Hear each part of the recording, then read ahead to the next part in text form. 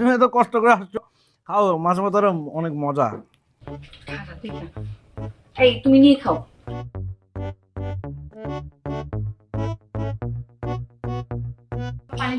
দেশের খাবার। আমাকে রত্না তুইও বসে যা মা। তোমাকে রেখে বসবো?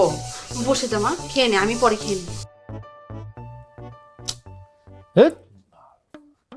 ভালো করে দিছে আমারে।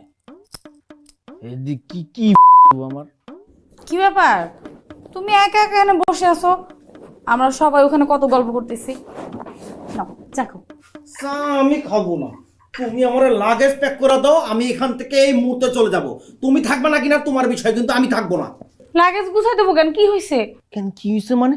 এই যে আমি যে জামাই, এইটা কি মানে কারো চোখে পড়ে না? আমাকে কি সবাই ভুলে গেছে? হ্যাঁ, তোমার ভাই আসার পর তো আমার তাই মনে হইতেছে। এই তোমার মা কিন্তু সারা জীবন